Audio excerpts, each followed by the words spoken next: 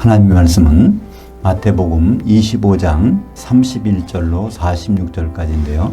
중간에 일부분 지금 생략하고 읽도록 하겠습니다. 먼저 31절입니다. 인자가 자기 영광으로 모든 천사들과 함께 올 때에 자기 영광의 보좌에 앉으리니 모든 민족을 그 앞에 모으고 각각 구분하기를 목자가 새끼 염소들 가운데서 장성한 양들을 구분하는 것 같이 하여 그 양들은 그 오른편에 그 염소들은 그 왼편에 두리라.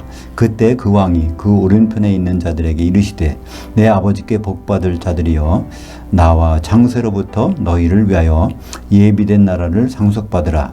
내가 줄일 때 너희가 먹을 것을 주었고 목마를 때 마시게 하였고 나그네 되었을 때 영접하였고 헐벗었을 때 옷을 입혔고 병들었을 때 돌보았고 옥에 갇혔을 때 와서 보았느니라. 40절입니다. 그 왕이 대답하여 이르시되 내가 진실로 너희에게 이르노니 너희가 여기 내 형제들 중에 지극히 작은 자 하나에게 한 것이 곧 내게 한 것이니라 하시고 또 왼편에 있는 자들에게 이르시되 저주를 받은 자들아 나를 떠나 마귀와 그 천사들을 위하여 예비된 영원한 불에 들어가라. 46절입니다. 그들은 영벌에 의인들은 영생에 들어가리라 하시니라. 오늘 말씀을 가지고 양과 염소를 푸는 핵심 열쇠, 여기 내 형제들은 누구인가 라는 제목으로 은혜를 나누겠습니다.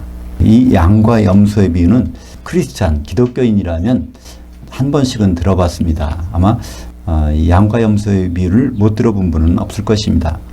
그렇지만 그 해석은 예수님이 이 말씀하신 의도와는 전혀 다른 방향으로 된 것을 볼 수 있습니다.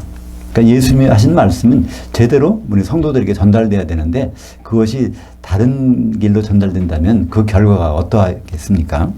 예수님은 마태복음 15장 14절 하반절에 만일 맹인이 맹인 인도하면 둘이 다 구덩이에 빠지리라 이런 말씀을 주셨습니다. 그러니까 마태복음 오늘 25장 31절부터 46절까지 있는 말씀도 예수님의 의도가 아닌 다른 의도로 듣게 되면 그 전하는 자나 그걸 받아들이는 자나 다 구덩이, 결국은 이제 지옥이라는 곳으로 들어간다는 말씀입니다.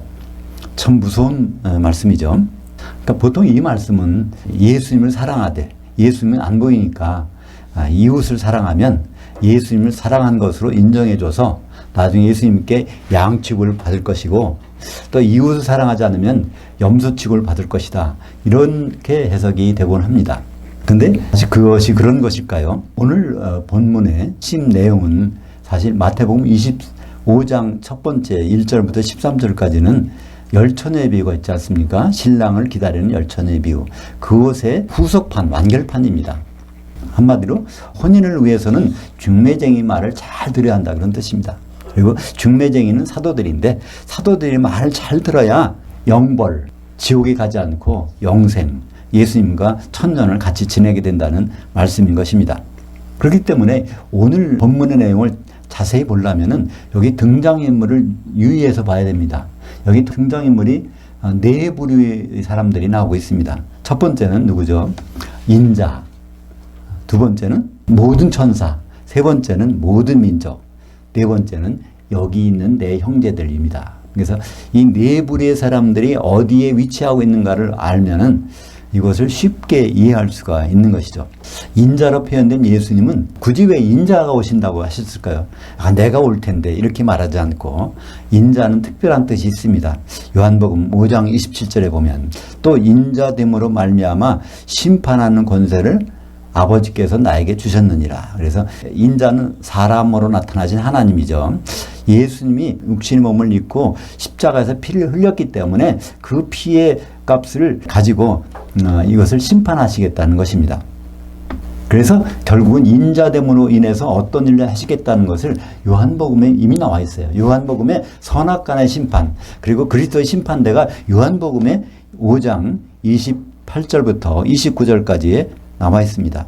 이를 놀랍게 여기지 말라. 무덤 속에 있는 자들이 다 그의 음성을 들을 때가 오나니 선한 일을 행한 자는 생명의 부활로 악한 일을 행한 자는 심판의 부활로 나오리라. 그래서 그리스도인들은 반드시 부활하게 돼 있고 또 휴거되게 돼 있습니다. 왜냐하면 인자를 만나서 심판을 받아야 되니까. 그렇죠? 그래서 기독교인들은 휴거 안 될까 봐 걱정할 필요가 없어요. 휴거는 반드시 됩니다. 고린도후서 5장 10절에 보면 이는 우리가 다 반드시, 그러니까 그리스도인들이 반드시 그리스도의 심판대 앞에 나타나게 되어 각각 선악간에 그 몸을 통하여 행한 것을 따라 받으려 함이라. 이때 그 몸은 단수라고 그랬죠. 각자의 몸이 아니라 예수 그리스도의 몸, 말하자면 교회에 선한 일을 했느냐, 교회에 악한 일을 했느냐. 교회의 선한 일은 무엇일까요? 교회가 한 몸이 되어서 그리스도께 혼인할 준비가 되는 일이 선한 일입니다. 근데 교회에 그렇지 않은 일은, 교회에서 많은 일을 할지라도 예수님이 혼인과 관계없는 일을 한 것은 하나님이 악하다고 보시는 것입니다. 그리고 여기 천사들이 나옵니다. 천사들은 누굴까요? 이것은 추수꾼들입니다. 예수님 오실 때는 반드시 천사를 데리고 옵니다. 그래도 천사가 지금은 여기도 있고 셋째 하늘에도 있지만은 예수님 오실 때는 셋째 하늘에 있는 천사까지도, 오늘 성경의 본문의 31절에 보면 모든 천사를 다 데리고 오십니다. 천사를 뭐로 데리고 오실까요? 추수하려고. 그러니까 기독교인들을 다 모아서 그리스도의 심판대 앞에 세우려고 오시는 것입니다. 마태복음 13장 39절부터 40절까지 가라지를 뿌린 원수는 마귀요 추수 때는 세상 끝이요. 여기도 세상은 시대란 뜻입니다. 시대, 이 시대의 끝이요. 추수꾼들은 천사들이니 그런즉 가라지를 거두어 불에 사는 것 같이 이 시대 끝에도 그러하리라. 그리고 예수님은 마태복음 24장 31절에 이 부분을 구체적으로 말씀하십니다. 그가 큰 나팔 소리와 함께 천사들을 보내리니 그들이 그의 택하신 자들을 하늘들 이 끝에서 저 끝까지 사방에서 모으리라. 여기도 하늘이 아니라 하늘들입니다. 셋째 하늘에서 사람들을 모으는 것이 아니라 이제 하늘들 속으로 공중에 오셔서 사람들을 천사들을 통해서 모은다는 것입니다.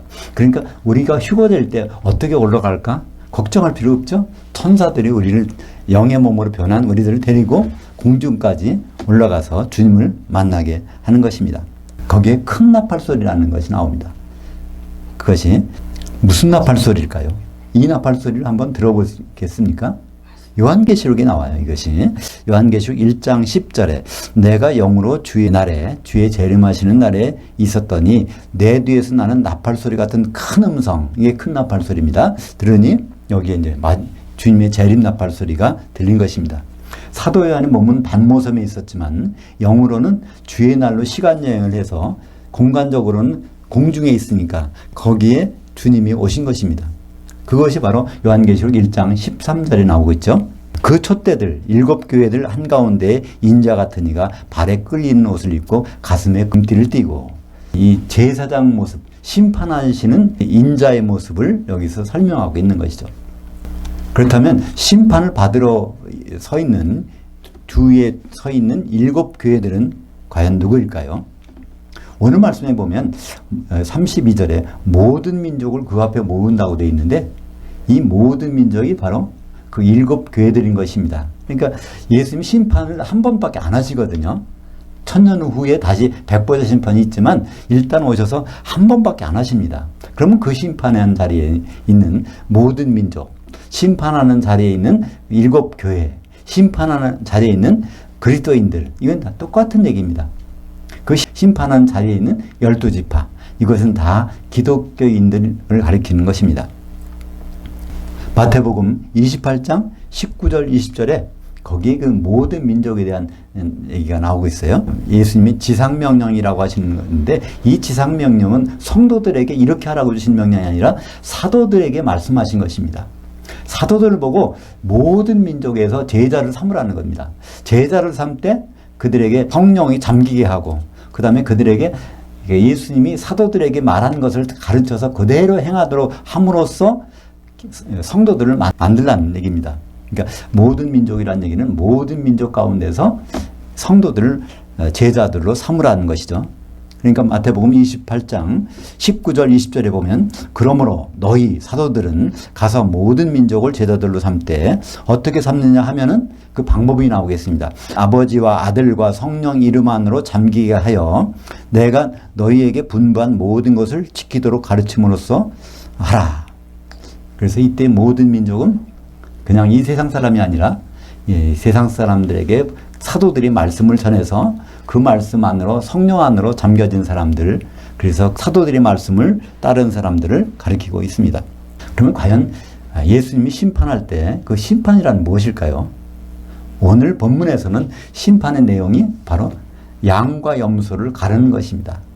마태복음 25장 1절부터 13절까지 열처녀에 비우면 심판의 내용이 기름 준비했느냐 그렇지 못하느냐 그걸 가르는 것이죠. 그건 똑같은 장소에서 똑같은 걸로 하는 표현을 여기에 이 마태복음 25장에는 양과 염소에 비해서는 양과 염소, 그러니까 양이라는 것은 무엇일까요? 기름을 준비한 사람들이고 염소는 무엇일까요? 기름이 소멸된 사람들이겠죠.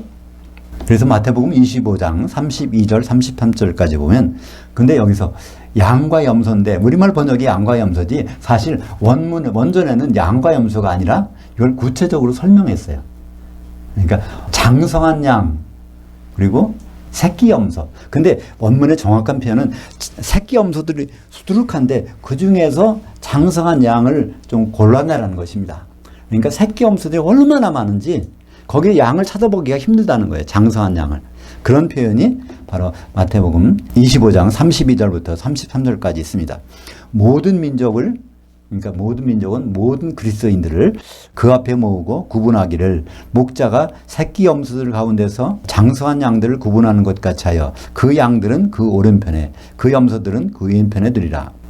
근데 원래 예수님이 사도에게 꼴을 먹이라고 부탁한 것은 무엇일까요? 예수님이 부탁한 무리들은 무엇일까요? 누구일까요? 요한복음 마지막에 21장 15절에 보면 베드로에게 내가 나를 사랑하느냐 하면서 거기에 내 어린 양을 먹이라. 원래는 어린 양, 이제 거듭나서 있는 어린 양을 먹이라고 주셨는데 나중에 가서 꼴을 많이 먹다 보면 장성한 양이 되는 것이 이제 프로바톤이 되는 것입니다. 장성한 양이 되도록. 그러니까 처음에 예수님이 사도들에게 맡길 때는 어린 양을 맡기셨어요. 다 어린 양. 염소는 하나도 없었어. 그때 거기는. 근데 이게 자라서 장성한 양이 되어가는 과정에서 갑자기 양이 염소로 바뀌었다는 거예요. 그 새끼 염소라는 말은 예수님이 볼 때는 이게 염소된 지가 얼마 안 됐어. 양이었다가 바뀐 것이. 그러니까 우리는 처음부터 양이고 처음부터 염소가 아니라 바로 이게 바뀌게 될 수 있다는 사실을 어디에서 알 수 있을까요? 씨 뿌리는 비유에서 그걸 알 수 있습니다. 마태복음 13장에 보면 곡식을, 좋은 씨를 뿌려놨는데 거기에 마귀가 와서 가라지를 그 위에 덧뿌리고 갔다고 됐습니다. 거기에 덧뿌렸다는 거예요. 가라지를 사이사이 심었다는 얘기가 아니라 곡식 위에다 가라지를 뿌려놨는데 시간이 지나니까 그 가라지의 영향을 받아서 이 곡식이 가라지가 됐다는 얘기입니다. 그런 경우를 마태복음 13장에서 말씀하시는데 여기도 그 맥락에서 그렇습니다. 그러니까 마지막 때 예수님 보실 때는 참 한심할 거예요. 그죠? 양을 기대하고 왔는데 거기에는 양은 장성한 양은 얼마 안 되고 그냥 새끼 염소들만 거기 우수수 있다는 얘기죠. 오늘 본문 중에 보면 그 양과 염소를 구분하는 예수님의 방법이 나옵니다. 그러니까 오른편에 있는 장성한 양들에게 말씀하십니다. 내가 줄일 때 너희가 먹을 것을 주었고 목마를 때 마시게 하였고 나그네 되었을 때 영접하였고 헐벗었을 때 옷을 입혀주었고 병들었을 때 돌보아주었고 감옥에 갇혔을 때 면회까지 왔었다. 이런 얘기를 장성한 양들에게 하니까 그들이 말합니다. 주님 우리가 그런 적이 없습니다. 그렇잖아요. 사실은 예수님은 셋째 하늘에 올라가셨는데 어떻게 성도들이 그 예수님에게 이렇게 할 수가 있습니까? 그랬더니 예수님이 대답이 마태복음 25장 40절입니다. 오늘 본문에서 핵심 구절은 이 마태복음 25장 40절입니다. 이 부분을 오해하기 때문에 이 부분을 목사님들이 오해하고 또 성도들에게 그렇게 전달하기 때문에 이 그리스도 심판대에서 벌어난 엄청난 일을 어마무시한 일을 그냥 지나가는 말로 듣고 끝내는 것입니다. 마태복음 25장 40절 그 왕이 대답하여 이르시되 내가 진실로 너희에게 이르노니 너희가 여기 내 형제들 중에 지극히 작은 자들 하나에게 한 것이 곧 내게 한 것이니라. 그러니까 관건은 여기 있는 내 형제가 누구냐는 겁니다. 지금 이거를 시각적으로 한번 생각해 보세요. 그리스도 신반대 앞에는 양과 염소를 나눠서 쭉 이렇게 나눠서 놨습니다. 그죠? 그리고 그들을 데리고 온 사람들이 천사들입니다. 천사들이 주위에 섰겠죠? 근데 예수님이 말씀하신 여기 내 형제라는 것은 예수님 옆에 있는 그 배석 판사들이 아니겠습니까? 이거 똑같은 말씀이 예수님이 인자가 돼서 자기 영광의 보호자에 앉을 때 내 옆에 있는 사람들이 누구라는 것을 말씀해 주셨어요. 마태복음 19장 28절에는 오늘 말씀과 아주 똑같습니다. 인자가 자기 영광의 보호자에 앉을 때 모든 민족을 모아서 그 말씀하고 인자가 영광의 보호자에 앉을 때 12지파를 심판하리라. 그러니까 이스라엘 12지파가 모든 민족이고 그 모든 민족은 7개 교회라는 것을 우리는 쉽게 알 수 있습니다. 그때 예수님 옆에 한 12보좌에 앉은 그 사람들이 바로 사도들입니다. 마태복음 19장 28절 보실까요? 예수께서 이르시되 내가 진실로 진실로 너에게 이르노니 사도들에게 말하는 것입니다. 세상이 새롭게 되어 인자가 자기 영광의 보좌에 앉을 때 여기 이것이 바로 마태복음 25장의 31절과 똑같지 않습니까? 인자가 영광의 보좌에 앉을 때 마태복음 19장 28절도 인자가 자기 영광의 보좌에 앉을 때 같은 자리입니다. 그때 같은 자리에서 나를 따르는 너희도 사도들도 12보좌에 앉아 이스라엘 12지파를 심판하리라. 다 똑같은데 여기에서 차이점이 있다면 모든 민족 대신에 이스라엘 12지파 거기에 이제 그 12보좌가 여기 예수님 옆에 심판대에 앉아 있는 것을 볼 수 있습니다. 성경 전체를 볼 때 특별히 그 예수님 말씀을 기록한 부분을 볼 때 반드시 구분되는 일이 있습니다. 사도들과 성도들은 반드시 구분됩니다. 철저하게 구분이 돼요. 근데 그것을 구분 안 하기 때문에 우리는 예수님이 이 일을 한다고 하면서도 예수님이 이 일을 오히려 방해할 수가 있어요. 예수님은 사도의 일을 정해놓고 성도의 일을 정해놓으셨는데 그렇지 않게 여기는 것입니다. 그건 예수님 잘못이 아니라 우리들이 잘못이죠. 그죠? 그 대표적인 예가 사도행전 1장 8절입니다.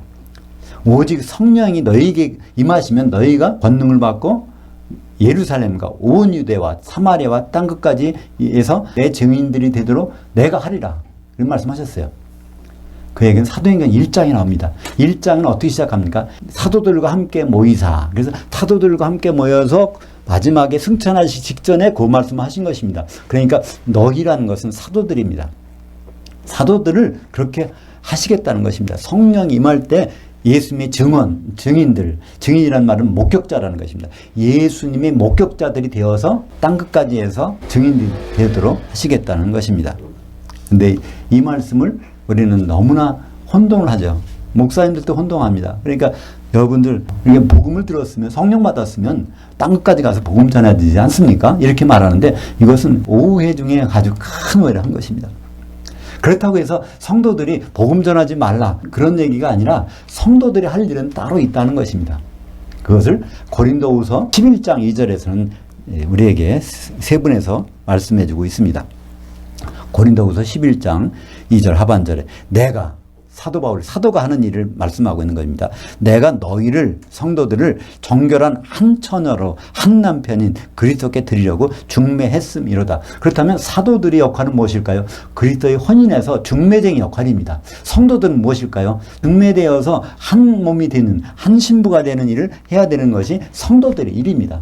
그러니까 사도들의 일과 성도들의 일은 엄연히 구분되어 있는데 이것을 혼돈하게 되면 이 혼인이 이루어지겠습니까? 성도들이 중매쟁이 역할하고 사도들은 그냥 그 혼인하려고 하고 이 성경의 마지막 끝에 보면요 어린 양의 신부가 새 예루살렘인데 사도들은 신부가 못 돼요.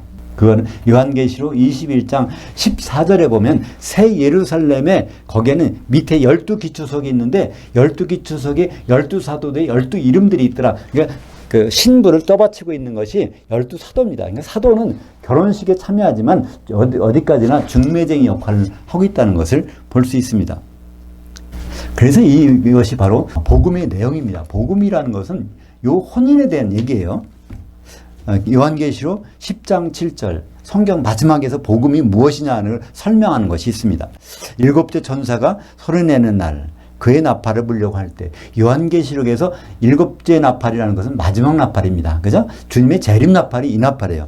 이 나팔이 바로 오늘 나오는 큰 음성, 큰 소리, 바로 이 나팔 소리가 그 나팔 소리입니다. 그 나팔을 불려고 할 때 하나님의 그의 종 선지자들 그러니까 이것을 알리는 선지자는 사도들이죠. 에베소서 2장 20절에 보면 사도들은 곧 선지자들이라고 했습니다. 그건 구약의 선지자를 말하는 것이 아니라 신약의 선지자는 사도들입니다. 그 사도들을 통하여 전하신 복음과 같이 하나님의 그 비밀이 이루어지리라 하더라. 그러니까 하나님의 비밀이 바로 이루어지는 것이 바로 복음의 내용입니다. 근데 하나님의 그 비밀은 무엇일까요? 그것이 에베소서 5장 31절과 32절, 이것이 복음의 내용입니다. 그러므로 남자가 부모를 떠나 그의 아내와 합해서 그 둘이 한 육체가 될지니, 결혼한다는 얘기잖아요. 이 비밀이 크도다. 그러니까 하나님의 큰 비밀이라는 것은 바로 혼인에 대한 것입니다. 근데 그것은 바로 나는 그리스도를 향하여와 교회를 향하여에 대해서 말하노라. 그리스도와 교회가 결혼하는 것이 아니라 그리스도가 어떻게 변해서 또 교회가 어떻게 변해서, 그래서 거기에는 헬라어 에이스라는 전치사를 썼어요. 현재는 아니지만 이것이 그날에 가서는 변해 있다는 것입니다. 그래서 한 몸, 한 육체가 되는 것, 그것이 바로 혼인이죠. 그것이 하나님의 큰 비밀이고 그것이 이루어지는 것이 바로 복음의 완성입니다. 그래서 그 복음이 완성된 현장을 요한계시록 19장 6절과 7절에서 우리는 발견합니다. 하나님 나라에서는 무슨 일이 행해집니까? 하나님 아버지가 통치하고 계세요. 그죠? 하나님이 통치를 하시는데 통치는 끝날 때가 있는 것입니다. 통치가 끝났을 때 어떤 일이 있을까? 그 중요한 내용이 요한계시록 19장 6절 7절에 나와 있습니다. 할렐루야, 주 우리 하나님 곧 전능하시니가 통치하셨도다. 보통 성경에, 우리말 성경에는 통치하시도다, 그래서 현재형으로 번역되어 있는데 현재형이 아니라 통치를 지금 하시는데 통치가 끝나는 시점을 얘기하고 있습니다. 통치하셨도다. 그 통치의 결과가 그 뒤에 나오고 있습니다. 우리가 즐거워하고 크게 기뻐하며 그에게 영광을 돌리세. 그 어린 양이 혼인이 이르렀고 그 아내가 자신을 준비하였으므로. 이것이 바로 하나님의 통치가 끝난 그 상태를 우리에게 말씀해주고 있습니다. 이제 오늘 말씀을 정리하다 보면 이렇습니다. 사도들은 중매쟁이로서 우리 성도들을 혼인에 참여하게, 그래서 혼인하는 방법이, 그 혼인 매뉴얼이 나온 것이 바로 신약 성경입니다. 사도들이 기록해 놓은 신약 성경은, 그러니까 예수님과 어떻게 혼인할까? 혼인을 어떻게 하나? 그거를 알려면 마태복음 1장 1절부터 요한계시록 22장 21절까지를 한번 쭉 읽어보면 아, 이렇게 해야 결혼하는구나, 그거를 알 수 있습니다.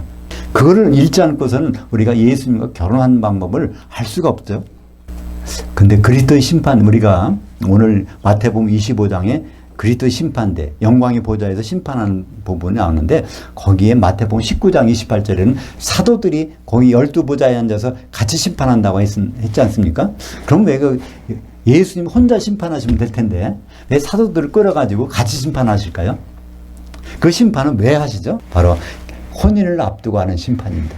그 혼인을 앞두고 하는 심판에 중매쟁이가 거기 참여한다는 것은 너무나 당연한 일이 아니겠습니까?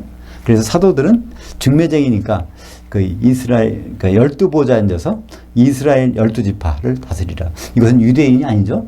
오늘 말씀이 나온 것은 모든 민족이라고 했고, 이 모든 민족은 요한계시록의 7교회니까 모든 그리스도인들을 가리키는 말씀입니다. 그래서 우리들이 예수님 앞에 가서 휴거가 끝이 아니라 그때가 시작입니다. 심판의 시작이에요.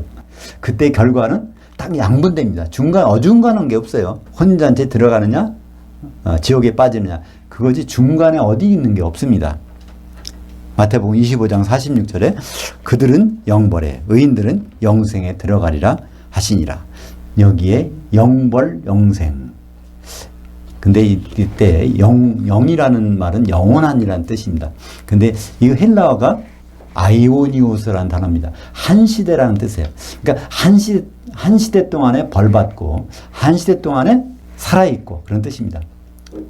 한 시대 동안에 지옥 가서 벌받는 것, 그렇지 않으면 한 시대 동안에 예수님과 공중에서 왕노릇하는 것, 이것을 우리말 번역에서는 영벌과 영생이라고 번역해 놓은 것입니다. 이것은 마치 곡식과 가라지에 비유해서 거기에 나온 것 같지 않습니까? 마태복음 13장 30절에 둘 다 추수 때까지 함께 자라게 두라. 추수 때에 내가 추수꾼들에게 말하기를, 이때 추수꾼들은 천사들이죠. 말하기를 가라지를 먼저 거두어 불사르게 하고 불사르게 단으로 묶고 곡식은 모아 내 곡간에 넣으라 하리라. 이 말씀은 요한계시록 6장 6절에 보면 뭐라고 되어 있어요? 감람류와 포도주는 해치지 말라. 그냥 내버려 두라. 마지막에 가서 이제 그들을 가르겠다는 것은 바로 오늘 여기에서 똑같은 맥락에서 나오고 있습니다. 그렇다면 우리가 현재 내가 지금 양인가 염소인가? 그럼 어떻게 할 수 있죠? 우리는 자가 진단을 할 수 있습니다. 내가 양으로 자라가고 있나? 그렇다면 염소, 내 몸에 염소 기운이 있나? 양은 목자가 주는 풀만 먹습니다. 근데 염소는 목자가 주는 풀로 만족을 않죠. 다른 데서 많은 것을 먹기를 원합니다. 만약에 내가 주님의 양이라면 혼인을 위해서 준비를 할 것이 아닙니까? 그러니까 신약 성경을 잘 보고 있다. 그러면 이게 가능성이 많습니다. 왜냐하면 신약 성경이 혼인의 매뉴얼이니까 혼인을 하려고 보는 거 아닙니까? 우리가 상식을 좀 보태려고 지식을 보태려고 성경을 보는 것이 아니라 우리가 이 주님과 결혼하기 위해서 이 신약 성경이 어떻게 됐나 보려고 하면 그것은 양으로 가는 길이라고 볼 수가 있습니다. 다시 말해서 성경에 에베소서 4장 3절에 거기에 평안에 매는 줄로 성령이 하나 되시게 하시면 굳게 지키라. 우리가 여러 사람들이 성도들이 많은데 우리가 어떻게 여럿이 한 몸이 될까? 거기에 성령밖에 없구나. 그러니까 성령의 기름 준비하는 것, 한 신부가 되기 위해서 하는 것은 신약 성경에 나와 있지 않습니까? 그것 때문에 보고 있다면 그것은 장성한 양으로 가고 있는 사람일 것입니다. 그러나 신약 성경에 관심이 없다. 그러면 수상합니다. 혼인을 앞두고 혼인 매뉴얼에 대해서 전혀 관심이 없다? 그건 성도라고 하지만 오히려 이상한 것이죠. 그러니까 성도라고 하지만 구약 성경만 뎁다 읽는다. 그거는 혼인에 관심이 없다는 얘기입니다. 그죠? 매뉴얼을 안 읽으니까. 사랑하는 여러분, 혼인을 위해서 얼마나 준비하고 계십니까? 혼인을 위해서 한마디로 사도들을 얼마나 대접하고 계십니까? 예수님 그랬어요. 마태복음 25장 40절에 여기 있는 내 형제 중에서 지극히 작은 자 하나에게 한 것이 내게 한 것이니라. 예수님 그 기준을 가지고 우리를 심판하실 텐데 우리가 그 사도들을 얼마나 대접을 하겠습니까? 사도들은 지금 없어요. 그러나 사도들은 우리에게 신약 성경을 남겨줬습니다. 신약 성경의 지극히 작은 부분까지라도 세밀히 보고 거기에 맞춰서 혼인 준비를 한다면 그것이 예수님이 사랑하는 성도가 될 것입니다. 그렇지 않고 대충 보고 성경을 읽더라도 구약성경, 신약성경 보지만은 그것이 혼인을 위한 목적이 아니라 세상을 잘 살기 위한 지식을 얻기 위해서 본다면 이거는 새끼 염소가 될 가능성이 아주 농후한 것입니다. 우리는 중간이 없다고 그랬죠? 그날에 가서는 영벌 아니면 영생입니다. 그날에 가서 천년 지옥이 행이 아니면 천년 왕국 행입니다. 너무나 별개의 목적지가 기다리고 있는데 그냥 양과 염소에 비해서 누구를 사랑해주고 예수님처럼 우리가 돌보아주고 그러면 바로 그 예수님께서 우리를 터무니없는 말씀입니다. 예수님이 직접 말씀하셨기 때문에 여기 있는 내 형제 중 지극히 작은 자에게 한 것이 바로 내게 한 것이라 이렇게 말씀하셨기 때문에 그 기준에 어긋난다면 그건 예수님의 판결을 영벌의 판결을 피할 수 없을 것입니다. 그러나 우리가 예수님의 혼인 매뉴얼을 제대로 읽는다면 우리는 다른 길로 갈래야 갈 수가 없는 것이죠. 길 하나밖에 없으니까 우리가 앞으로 주님 앞에서 서로 만날 때 장성한 양으로 만났으면 좋겠습니다. 기도하겠습니다. 하나님 아버지 감사를 드립니다. 우리가 흔히 듣는 양과 염소의 비유를 통해서 우리가 다시 한번 주님의 심정을 깨닫습니다. 주님은 사도들을 우리에게 보내주시고 그들의 말씀을 제발 듣고 듣는 사람들이 한 몸 되기를 원하신다고 하셨는데 우리는 다른 길로 그냥 그걸 지나간 말씀으로 들은 적이 많이 있었습니다. 오늘 다시 한번 예수님 말씀을 마태복음 25장 40절의 말씀 여기 있는 내 형제 중 지극히 작은 자의 하나에게 한 것을 예수님께 한 것으로 인정하시겠다고 하니 우리가 신약 성경을 소수한 부분까지 아주 탐독해서 주님의 혼인의 적절한 자로 세워지기를 원합니다. 예수님 이름으로 기도합니다. 아멘.